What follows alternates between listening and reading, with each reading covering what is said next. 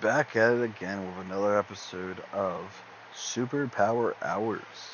From online Lee racing at dirt tracks or asphalt, we got you covered. It's me as always, Mr. Joshua Temple. I'm always joined by the best in the business for our 19th episode. Nep, welcome back, brother. Glad to be back, Josh, every week. We have a lot of exciting stuff to go over from this week. MDRL crowned their Cup championship, and it was a close one. It wasn't super It was a close, but battle it to was the close. end. I mean, those are the type of, Josh, before we, get over there, Yep. those are the type of championships. That's how I love to see a championship come down. I don't like to see it where the champion's already crowned 3, 4 races to the end of the season. I like seeing it come down to that last race, like, the Xfinity Series. It literally came down to the last race. So those that's how a championship should be won. Not you know you win it 3 weeks and then everybody's sitting around. Well, what's the sense in even watching these next couple of races because they don't really matter as the race. So I love a good hard fought battle all the way to the end. Yeah, and I thought pretty much, I thought Samoa was going to have it checked out from the first race, but, well, let's put it this way, JPR made it close, but we'll cover that later on in the podcast here. Um, Oh yeah. well, let's hop right into it. Let's get to Thursday Night Thunder Summer Tour, where they went for their third race of the season at Lernerville. Nep, we had you do the ride around. It was a very aggressive track, and we were stunned by a lot of the passes and stuff we saw. There was some fender rubbing. That's for damn sure. And as along with my ride along, I purposely drove off the banking to show you, all of our fans, what happens when you miss that lip. But we were able to witness it firsthand in a couple of the races where guys just, zigged when they should have zagged. And, Bames caught him one time. Big Mike went sailing to the hot dog stand. I mean, it's a tough track, especially with that back straightaway, because some of the tracks on the game, they don't have the wall up there, and you can get off, but at least it's a smooth surface, so you can work your way back on. But that one, I mean, it's like a steep bank off the backside. I mean, there's you go over the edge, that's it. That's all she wrote. Yeah, it was definitely an interesting one there, but yeah, we were at Lernerville, and like you said, that jump around the whole entire track where the berm is, you go over it, it's game over. And we saw a couple guys take that over and ruin the run they had going. Let's start off with the Pro Late models. They went to qualifying. Mafia Killer 2017 ended up snagging the fast quick time at 13.240. Now we'll head over to the heat races, where these names do not surprise me at all. Rooster 79 pulls in Heat 1. Sharton 501 pulls in Heat 2. Did not doubt these two. They put on the show last week, and they were getting ready to do the same exact thing again this week. Nep, Oh yeah. let's talk about this feature. Give some key points of what happened throughout that race. Um, what the heck happened? Um, like you said, Rooster 79 and Killer and Sharton, they were the top of the best of the best. The way that they presented themselves on the track, the way that they aggressively drove, and once they got up front, it was hard to beat them. You know, oh, why when I back out of my phone, it drops my canvas. But Nep's having technical difficulties over there. Oh boy. it would be Nep if it wasn't technical difficulty. Yeah, Nepping. Yeah, I'm Nepping myself. But okay, now I'm ready. Like you said, pro late models, a little bit, not as much horsepower as the super late models. So you have a little bit more control of those. When I used to race, I actually enjoyed running the pro late models than I did, more than I enjoyed running the super late models. You seem to be able to handle them a little bit easier. It's kind of like Arca and Cup. But, we go out there. Like you said, Mafia Killer had the quickest, qualifying time. Heat races. Um, the one thing about this that we've seen, Hamrick was up there. Baines in the super late models, he's coming along with his, his progress in the dirt world. There's a cast of characters down there that can win, and so even though right now at the start of the season it seems to be Rooster 79 and Sharton and Mafia Killer seems to be the favorites every week. I think as the season goes by and people start to feel their cars, learn it a little bit more, they're going to get better than what they already are. But 2 heats, Rooster would go out there. Rooster 79 would go out there and win his heat. Sharton would go out there and win his, heat number 2, which then set us up for wild pro late model feature. And Sharton got to the lead, and that's all she wrote. I mean, he had a good battle with, he had to come from, I think he had to come from like 7th on the starting field. Yeah, Or he was something like 7th or that. 8th. He was pretty far back, and that dude, I think, was in 3rd by lap 2. Yeah, I mean, he was just moving.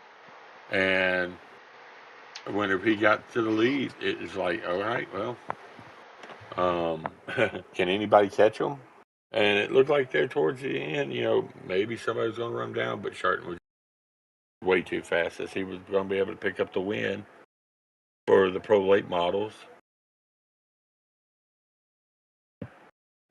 So followed by Rooster 79, Mafia Killer would finish 3rd, Clinker would finish 4th, Heavy D would finish 5th, Wolfie Man would finish 6th, Hamrick finished 7th after a mishap on the field. On the track, and J Clay finished 8th. Rooster Triple X would finish 9th, and Rowdy 1078 would finish 10th. They had 15 cars show up for the pro late models, which was 2 cars more than last week. So each week seems like the field might be growing. So it was really fun. Hard Charger, of course, as we said, coming from 7th all the way to the lead with Sharton. The Hard Luck Award would go to NASCAR 524, as he started towards the front and he just fell back. He had, he just couldn't quite figure it out, but I think he'll get there. And as we said last week on the show, we had a surprise for everybody. Josh, you ante up $5 for each the pro late models and the feature for the fastest lap in the feature, and Wolfie Man would go out there and shock everybody with a 13.163 quick lap of the race, claiming $5 and set up for the super late models to see if he can go out there and get it again. Yeah. But real quick before we get to super late model action, let's take a look over at the point system after week 3. Rooster 79, is sitting there with 154 points. Mafia Killer is sitting in 2nd with 146.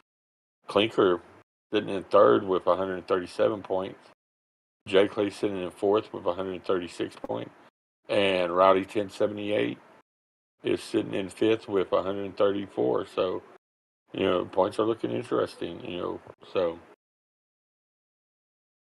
And, I feel Sharton missed, I think, the first week, I believe it was.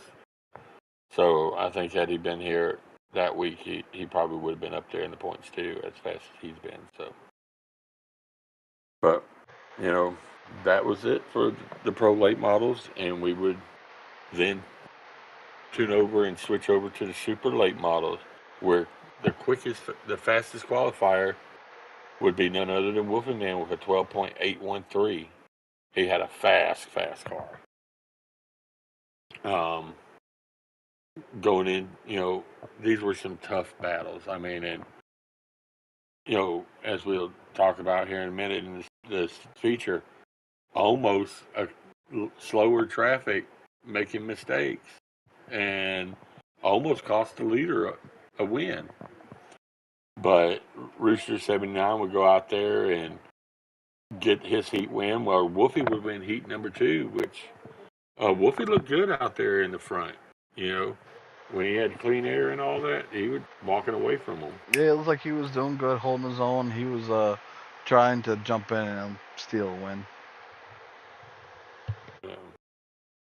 But then it came super late model, and tough battle between the 3 hot shots of Sharton, Mafia Killer, and Rowdy 79, 78, Rooster 79. Rooster 79. There's so many damn roosters and rowdies, and should have called it Thursday Night Roosters.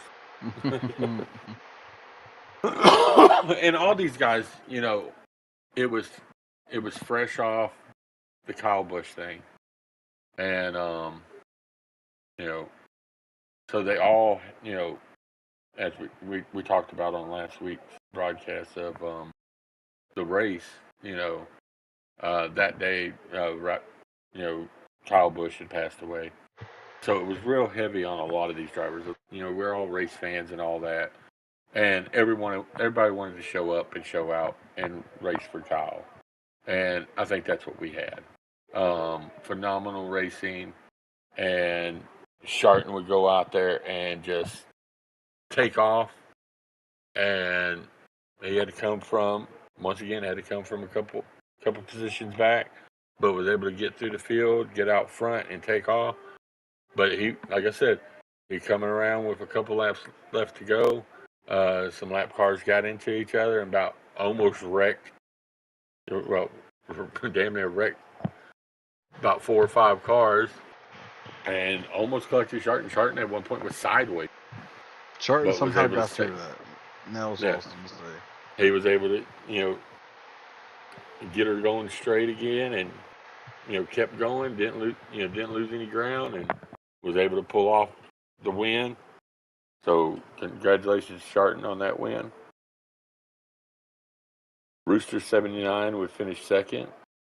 Mafia Killer would finish third. Wolfie Man would finish fourth. Rooster Triple X would finish fifth. EMC Heavy D would finish sixth. J Clay with a 7th place finish. Trigun would finish 8th. Beer Stick would come out there and finish 9th. And Clinker 42 would finish 10th. Hard Charger would go to, Rooster Triple X as he gained 6 spots on the track. And the hard luck, Bane started right up there on the front row, and come out of 4, his ass in, got over the lip, and off the track he went. He would end up suffering from that and would finish. He was running like P3 at that time, or P2. Yeah. And he would end up losing 14 spots throughout the race and getting the hard luck award. And then it came down to who had the fastest lap of the race and who was going to be collecting $5 from Josh. And Wolfie Man would go out there and sweep the fastest lap, collecting not just $5, but $10 from you, Josh. Yeah, it was bullshit. I was tired of paying him that night. Earned $10, bullshit. But hey, he came out and he laid down incredible laps. So shout out to Wolfie, he deserved it. Yeah, he definitely, put it out there, everything he had. I think it had, still finished fourth. So all in all, it was a good race for Wolfie. I think he's going to be somebody down the line that's going to be really worth that might have something for shortening them. Just got to get that rust off of them. But as we look at the points for the dirt super late models after 3 races, Mafia Killer is sitting in first with 149 points, only 4 points ahead of Rooster 79 with 145 points. Third is Trigun with 137 points. Fourth is J Clay with 136 points. And Rooster Triple X is sitting in 5th place in points with 131 points. So, those points are real close, so next week. Yeah. Oh, tomorrow night they will be live at Volusia Speedway in Florida for race number 4 of the season. I feel it's gonna be a fun one. Yeah, that's going to be a great one. Volusia's an interesting track, very racy, and you can come out of 4 fucking moving, so that'll be cool to watch. But that's enough for Thursday Night Thunder. It is time to wrap up the Next Gen Racing League with the Next Gen Cup Series. Going off to Sonoma Raceway, JPR rips another pole. We're looking for every point possible in that championship 4. That man was doing everything he could. He needed to gain on Samo and gain on Samo quickly. So he ended up grabbing the pole for Sonoma. For the rest of the race, you could pretty much tell Samo was going to go out there and try to win and extend the lead. JPR actually catches him, wins it, and carries momentum to the next race, which was the final race of the season. So that was something that was very, they were looking forward to. I know they were ready for a crazy battle for the last race, and they had themselves a crazy battle, as you can see from Sonoma. Samo was the king of wins this season, and JPR was the king of poles this season. So, it was on the right. Them two. After that race, I mean, it was so close. JPR winning, Samo finishing second. But you look at the points after that race. 14 points separated Samo and JPR. 20 points would separate Reb from Samo, and Bames was sitting at 42 points. But I have to say, hats off to Bames for making it into the final 4. It's not an easy task, especially with the talent that is over in the Next Gen group. So it just goes to show. And granted, Speedy, let's be honest, Speedy should have been in the championship, but he had to miss a couple races. It just goes to show every single race matters. And Bames was one of them that all season long ran every single race, and it showed. He was able to sneak by and make it into the final 4. So, I'm sure he's completely proud of that accomplishment. But it was going to be interesting. Could JPR do the unthinkable? He was going to have to pretty much do what you needed to do in the Xfinity Series, which is win the pole, get fastest lap in the race, win both stages, and win the race, and hope that Samo bobbled either at the end of the race or somewhere in the stages to make up the points battle. But JPR was going to go in there with full thought that he could pull this off, and we go into Homestead. It was a fun track. You really got to ride that lip right up at the wall. So, but JPR, mission 1 accomplished. He goes out there and gets the pole for it. inching just a little bit closer to Samoa for the championship. You go out there, stage 1 would go to JPR. So there's another notch in his book. So he's trying to do everything he can. Then we come to the end of stage 2. And Samoa says, "Not so fast, buddy. I'm taking the stage win."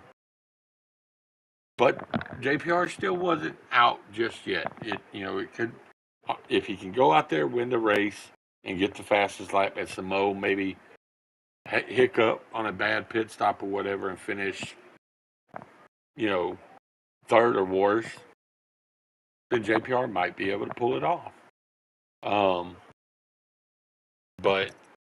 And that's what would end up happening. JPR would go out there and win the race, but Samoa would finish second in a close battle between them two. Josh, you would finish third in your farewell race. Yep.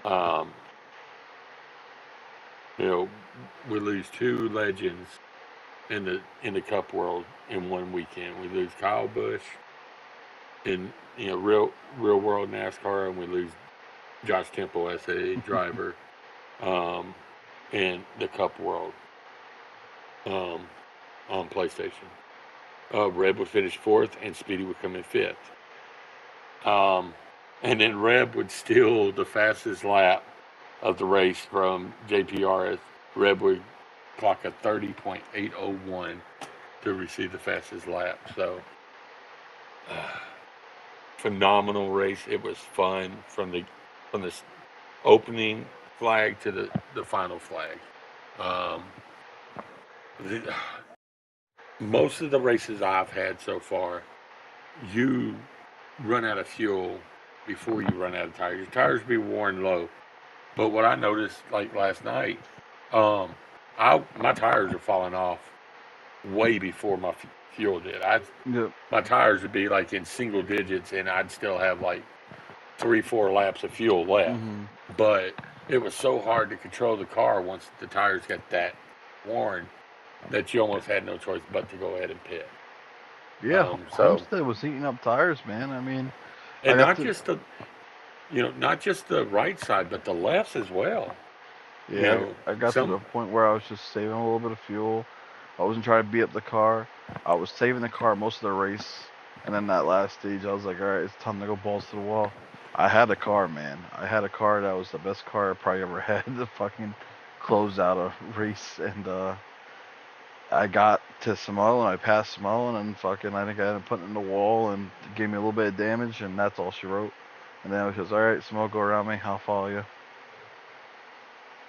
But yeah, I mean, JPR caught fucking on fire the end of this season to try to go and get it, and he deserved it. We thought he wasn't gonna get a win. He wasn't gonna break free. Once he broke free, then he started catching wins left and right. So congratulations to him. He doesn't need to hang his head low or anything like that. Keep it high, because you lost to the best in the business in Samoa, and you made it close. So congratulations. Definitely don't take this for granted. This was a good season for you, and it's a good kickoff to the next gen racing league. Right. I mean, it was a long season. Started the 1st of January, and we ran all the way to the end of May. So it was, every week getting on here, grinding out the tracks. 36 races. It was 36 races altogether. Yep. Yeah, and an all-star race. And it took every single race, to determine who our champion was going to be. With that being said, as we said, Samoa was the champion. But let's go back real quick, since we got the time, and let's give you a rundown of how the points favored. Josh, I'm gonna take 23rd to 20th. I'm gonna let you take 19th through 15th. No, scratch that. I'm gonna let you take 23 to 20th. I'll take 19th to 15th, and then you can take 14th through 10th, and I'll take 9th to 5th, and then you can take the final 4. All right. Starting off in 23rd, EMC Heavy D. I believe he only had one start. Finished 16th, did not have a good showing. 22nd was Lakille Bryant. He had one showing. He finished in the top 10. 21st was Jay Clay. He had one showing. He finished 4th in his race. He had the best finish for any call-up driver, so he did pretty good there. And 20th was Mountain Dew Man. He had two starts with an average finish of 12th. Next on the list would be Big Mike would finish 19th. Mike went through a lot of issues that this race season with a tree going through his house and some other personal stuff, but he was still able to run 14 races. He would finish 19th in points with a total 1 top 5 and 5 top 10s. Next would be Shiesty, who was running hot and then got a different job and wasn't able to run every week. And it went to show because he would finish 18th with 5 top 5s and 10 top 10s with 1 pole. Josh, you ran a partial season, and you finished 17th with 2 wins,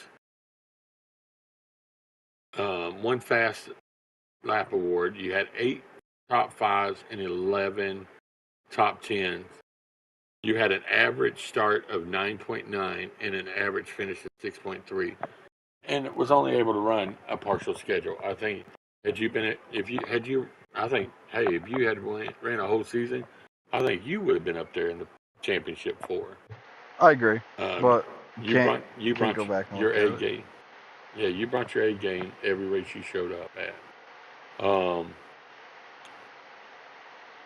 16th would go to Beer Stick, as he would finish 16th in points with 3 stage wins, 6 top 5s, 12 top 10s, and accumulated 1 pole.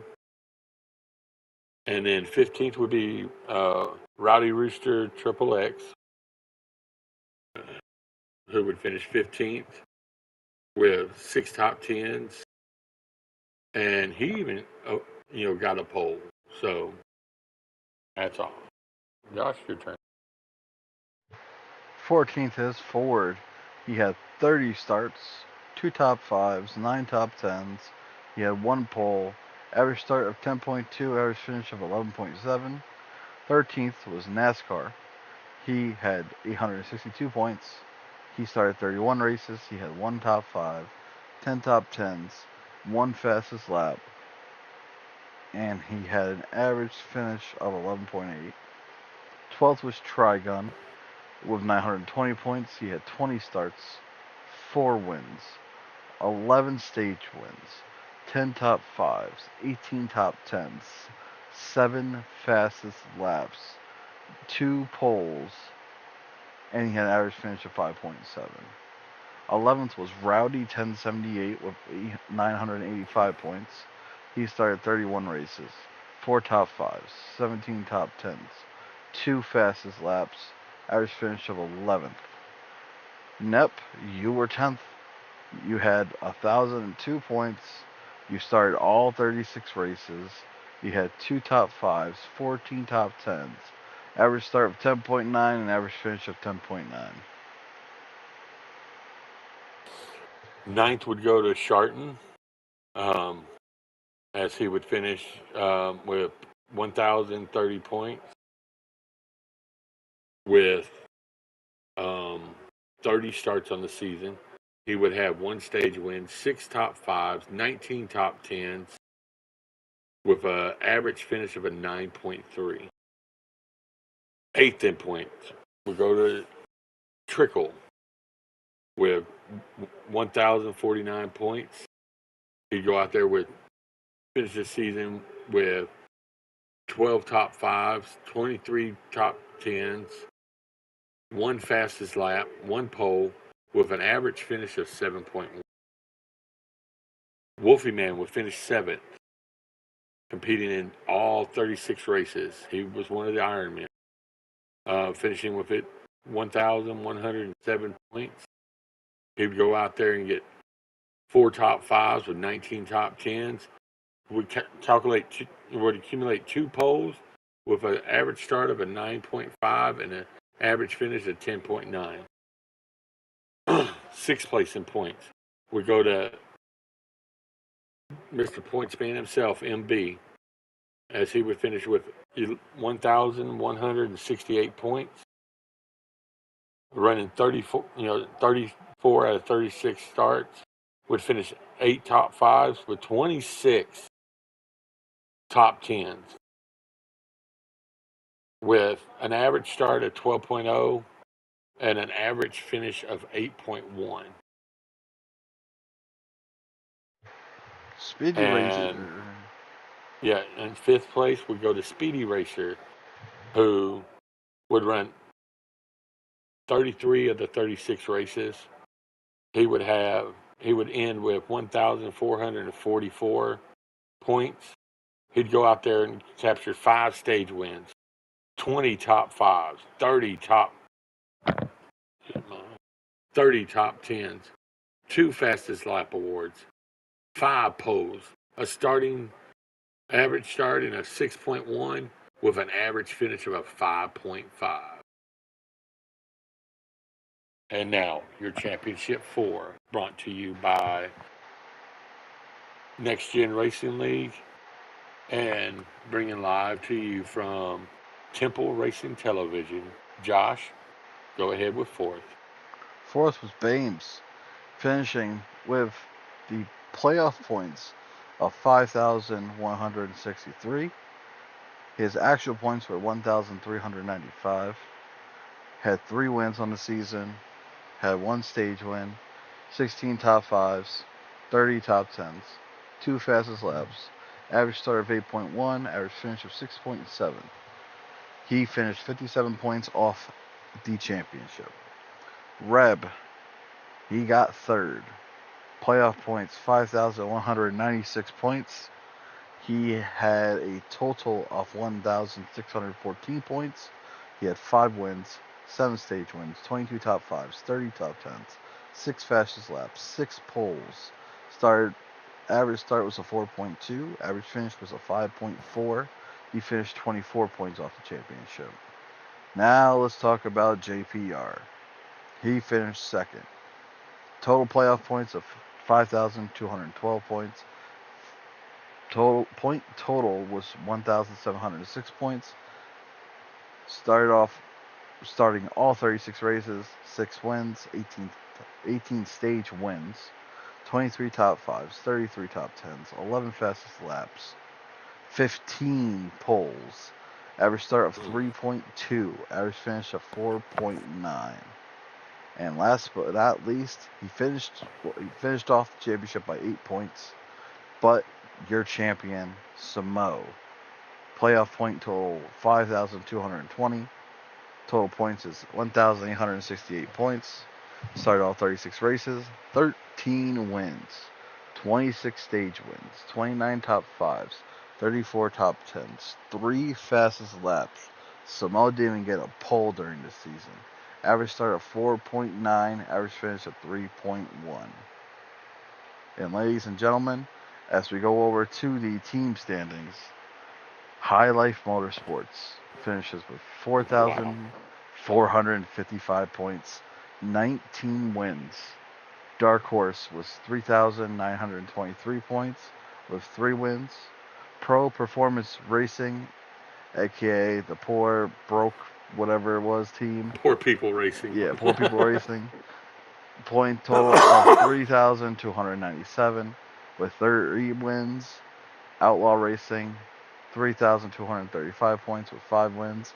And Dumpster Fire Motorsports, 630 wins and 630 points with 2 wins. Congrats to Matthew Mills and the High Life Motorsports for their domination and taking home the team championship. Shout out to them.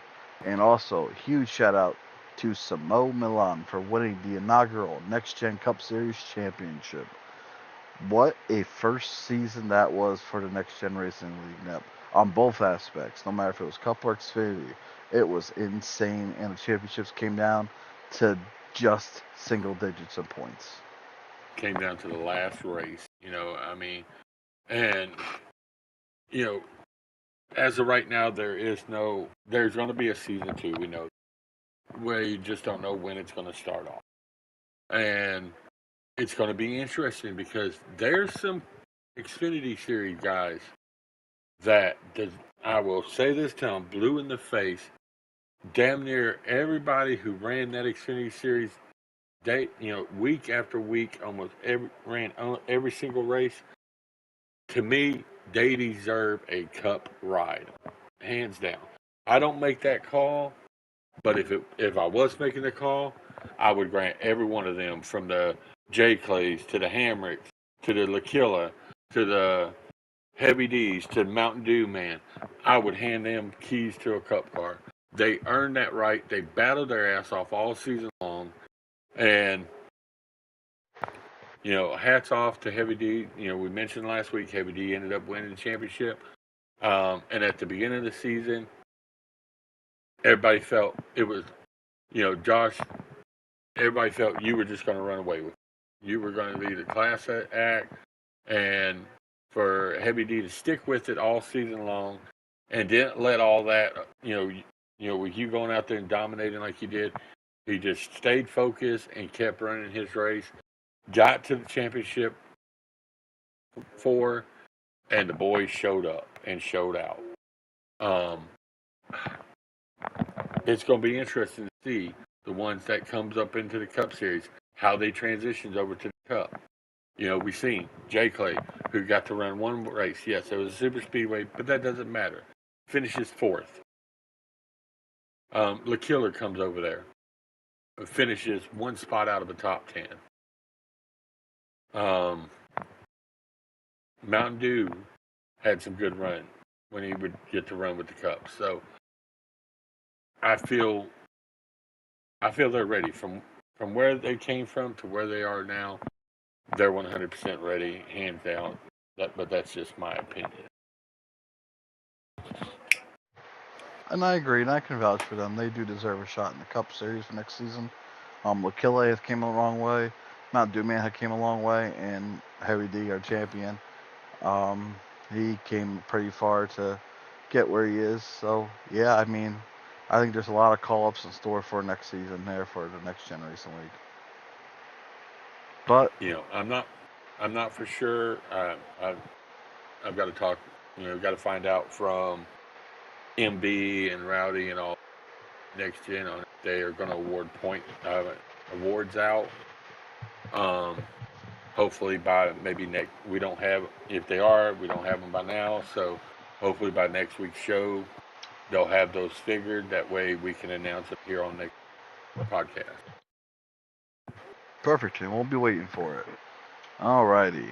And just to let everyone know, just over 1 week to go until we go ARCA and truck racing for the D2D ARCA Revamp Series and the Nitrous Trucks Racing Series. So keep your eyes look out for that. I know Shicey's been running open lobbies for them, and we have big rosters. The ARCA Series is like in the mid-20s. The Trucks is about in the high teens, so that'll be interesting to see. Also, as everyone can see, there is a building currently on your screen. TRT, Performance Racing Development Center. We have been in talks with this. We have talked to a few people on this that would be interested. We are going to be creating a TRT team. So this is going to be, no matter if you're in a dirt league, asphalt league, it doesn't matter. Welcome to the people that are going to help you out. And right now, the team consists of myself, Nep, Reb, and L'Aquila will be the guy that we are going to be working very hard on. We'll be helping drivers practice, develop better consistency, work on fuel mods, work on saving tires, and bettering their racecraft. Join the TRT community. Again, I just said Reb is joining, L'Aquila, and of course me and NepDog. If you are interested, please comment on the stream or message me directly. And remember, this is PlayStation only. we're here to help. We think it's gonna be something cool. Break up people together, build a little team out of it, and see what we can do. We're gonna be a community, and it's gonna be really fucking awesome. Nep, how do you feel about that? Oh, hey, just my couple of nights or whatever, just with in a private test session with you, I improved. I came to you and I said, Josh, look, I want to get better. You know, I'm tired of finishing outside the top tens. I want to have good runs. And can you help me out? And you got in there and helped me adjust my control, my wheel settings. You went out there and helped me on the track, taught me a few things that I didn't. And as we've seen you, I was able to, finish strong on the season. So I look forward to, anytime I can scratch your brain and get some knowledge out of it. Oh, Nep, thank you. I got a brain to scratch, so let me know anything, and I will help anybody possibly out that I can. Um, we are now reaching Oh the wait, end of the no, show. it's pick your brain. I scratch your ass and pick your Oh, brain. whatever. Man, shit. I get the two ends. Same shit, different story. Uh, First, I want to shout out First Place Auto Glass, the leader in auto glass. For all serious inquiries, please email firstplaceautoglass@yahoo.com. Bob over in Jamestown, New York. Go hit him up. Bob is your man for anything to do with auto glass. Also, Temple Racing Television times W. Head over to www.w.gg and use the promo code TEMP26. Get 10% off your order. Guys, go try it. It's good shit. I promise you. It does what it's intended to do. Well, Nep, the time has come to end this show on a good note. There has been a lot that has happened in the last week. As you mentioned earlier, we lost fucking Kyle Busch. That was a big blow in the racing community, and our hearts and our thoughts and all our prayers go out to him and his family, and everyone affected by what happened. Um, but that is enough from us for tonight. Nep, are you ready? Ready. Count of three. 1, 2, 3. To be To be continued. continued. The best one. I The hope best and one. pray. Thank you for tuning in to Superpower Hours. We hope you enjoyed today's podcast. Everybody have a wonderful night, and we will catch you all again.